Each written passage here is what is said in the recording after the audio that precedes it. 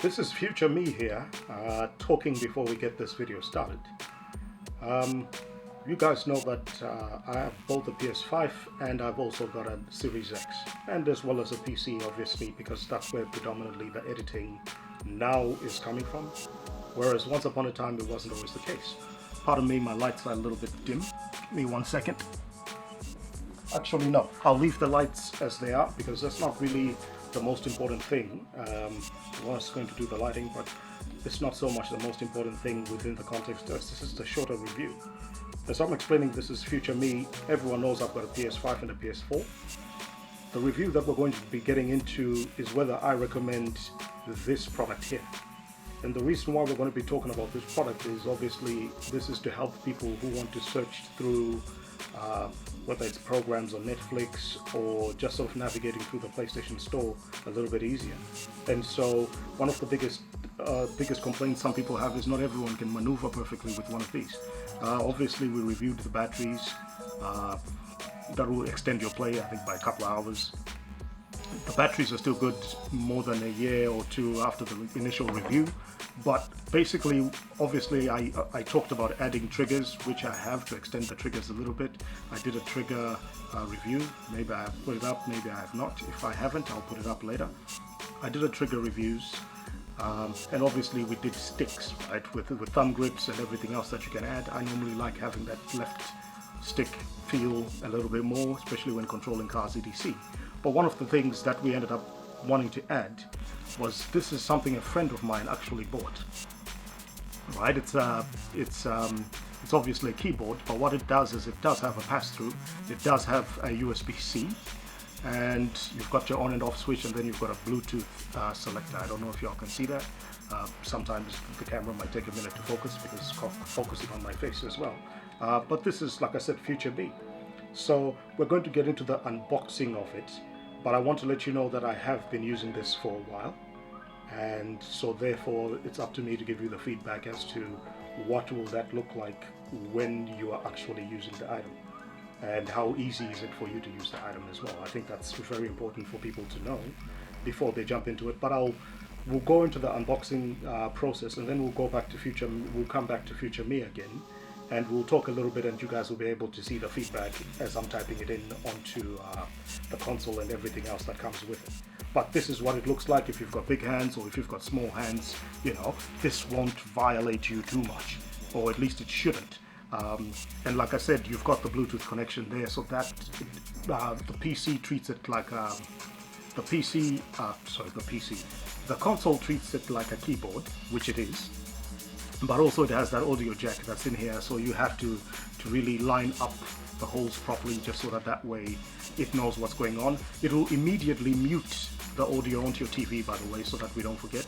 It will mute the audio onto your TV if, say, you're trying to watch something and you wonder to yourself what is going on. It's because the 3.5mm jack has gone in, and so therefore it's up to you to either disable the 3.5mm jack onto the unit itself, or the console. But then again, some people use this as a pass-through as well when they just want to have wired headset or whatever the case may be. So you might not even need to worry so much about that, and still be able to message your friends or do whatever else that you do on top of playing your console. So with that being said, future me out for now. Let's watch the video, and then I'll come back and I'll comment and sort of show you the interface a little bit and discuss battery life and everything else.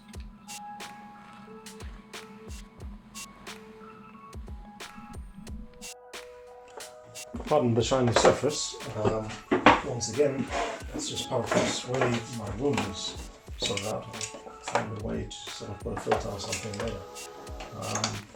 Actually, maybe I'll just put that here for a bit, just to get rid of the shine. What I wanted to do was quickly unbox this, just to have a quick look at it. And then after looking at it, you can give it some time to charge,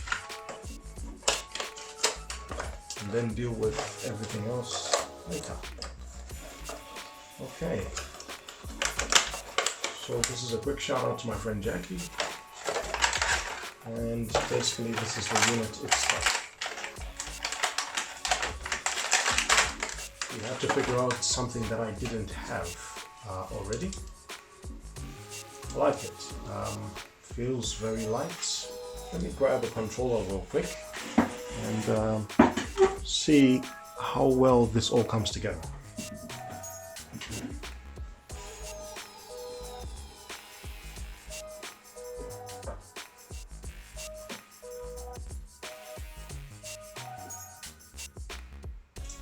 So here we have my controller, which is already fairly modded. I removed the excess stickers, the triggers, but changed the thumb grip, etc. So he had to really think about something to get me for Christmas, and he made sure it's something that I didn't already have. At least that was what his reasoning was. So now the question is, does this actually fit? Does it stretch? Does it expand? I don't know. So let me first take the silicone sleeve out of it and give it a test and see if this will at least clamp on the way that we want it to clamp on. Then what we'll do is we'll leave it for some time to just charge and make sure that it's got a full battery so that way it can work to its fullest potential and to get that initial charge happening. I saw a few things on there. So this is the controller naked. Maybe that will give it the right amount. Okay, so I get the feeling, this is adjustable.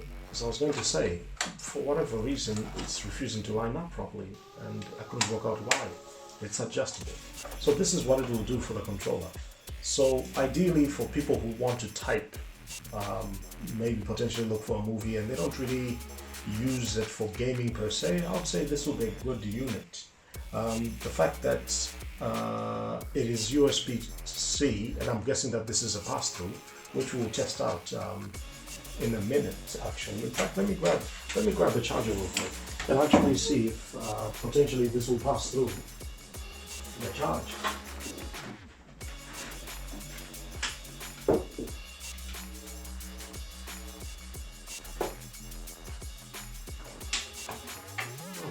I don't know why I was bringing another charger, but there's a charger right here. So typically if we charge our controller, right, we normally get the glow. Yep, so we've got that glow that normally comes through. So the question is, if we decided to go through this route and decided to do it that way, would it pass through? No, it does not. It charges that unit separately. I thought it would feed into the whole ecosystem, but then again, the only thing connecting these two is Bluetooth, I think. Oh, sorry, the earphone jack. So 3.5mm jack, and so very good idea. We'll give it a charge overnight, or give it a charge for a couple of hours, and then actually see how practical this would be, say, in a serious gaming session. Because I think that, look, there's still space for it to fit in somehow and work. But like I said, it's one of those accessories that you need to give specifically to people that do.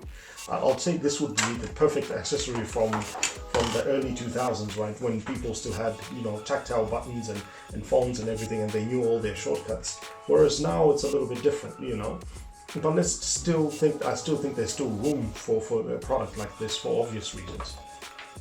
And I appreciate that my friend gave me this, because really I would not have thought of that, actually, because one of the things that I do understand, especially with older generations, when they buy something for their kids, like a console and whatnot for their kids, they still want to use it in the middle of or in the center of the house, so it's still part of the entertainment for that particular day or night.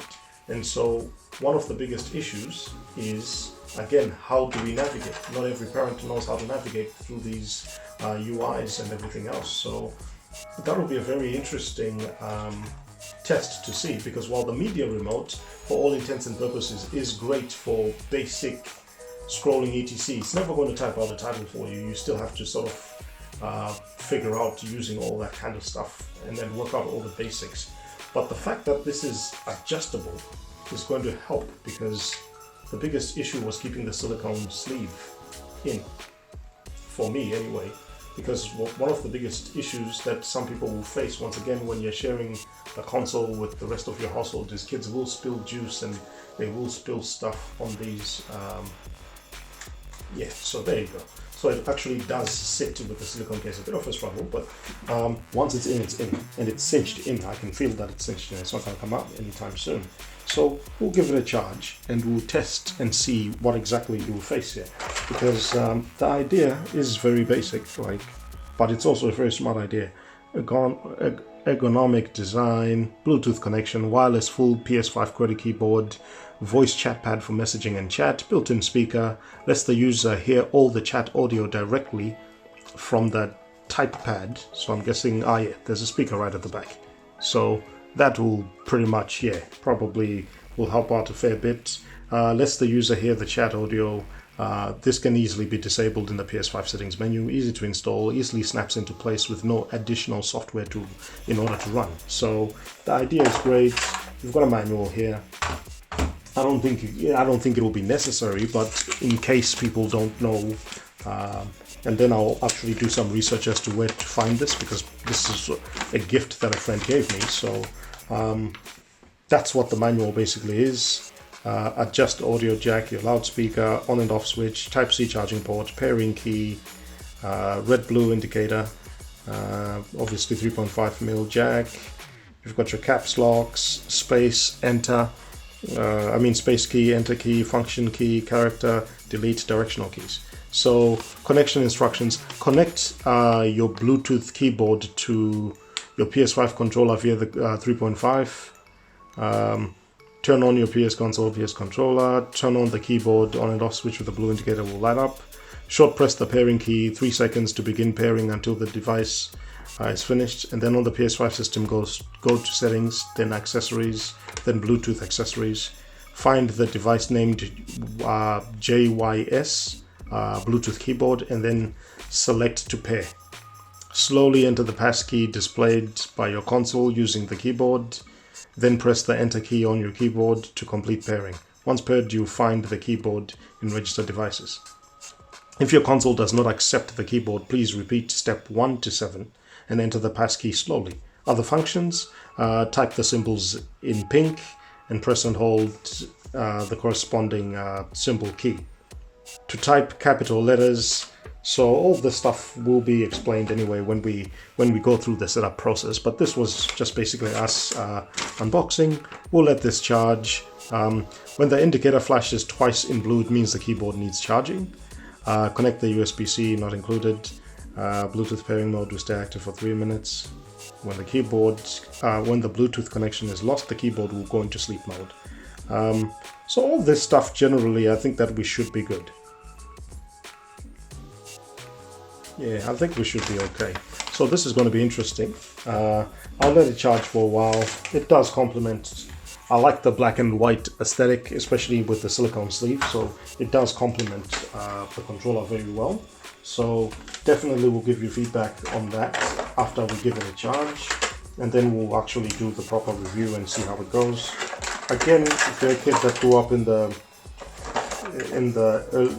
90s and 2000s, I would say that this is a definite must, just based on the fact that you will know how to navigate and type as well, because it's pretty much like having a BlackBerry or something. And then we'll continue doing whatever it is that we do. But thank you very much for that, and let's give this a charge and we'll get back to you. Okay, so this is my current screen at the moment. I haven't booted up the PS5 yet. The reason why I haven't booted up the PS5 is first I wanted to plug this unit in, just so that you guys can see that this is really me. I could have used screen capture software, but I wanted you guys to see and hear the beeps and hear the console actually come on and see it come to life, so that you guys can actually see how to navigate and use this. Hopefully, the camera will go into focus for a minute. Obviously the background matters, but I just wanted you guys to be able to see the buttons. There we go, at least we've got some kind of focus. So this is pretty much what you guys are going to see when you switch on the console, right? And you can tell that this is me because that's me navigating backwards, forwards, backwards, forwards, backwards, forwards. I'll put my pin in quietly. So this is basically the background of things that you're going to be seeing. Now, to put the screen into focus, we were talking about basically searching for things. And so one of the biggest issues you're going to find when searching for media or whatever the case may be, right? I've clicked into the search part of it. So now what it then comes down to is, say for example, you want to look for something. Let's just say Batman. Firstly, this needs to come on. Because again, automatically now you can hear the sound is gone. And the reason why the sound is gone, like I said, because the moment that the 3.5mm jack is activated and everything comes on, everything else sort of reacts accordingly. So if I'm looking for something, say for example games now, and it's been connected and detected as a keyboard, what we're trying to do is, let's say, I don't know, what can I think of? Grand Theft Auto. Okay? So we've got the letters up, and then it just becomes a case of sort of saying, hey, how do you want to navigate? So with my hands here, obviously you guys might not be able to see the print, but you can see sort of where I'm going with this. Grand, and that sort of then shows you what you need to see. Obviously if I say Grand, which will be easily Grand Theft Auto will come up, Gran Turismo, and a few other games that potentially also share the same name. So Gran Turismo 7, Grand Blue, Grand Theft, and Gran Turismo Sport, right? This is just an example. Now if I then just decided, just for fun, decided to type in VR, okay? Oops, I think I just did that by mistake. You can't play this game because subscription is expired. I don't know what's going on over there. Maybe because I haven't switched this thing on in a day or two. I'll check later, or if I even signed into the right profile. Give me 1 second. And I'm not signed in, so clearly that's because either I've signed into the wrong place or the internet is playing up.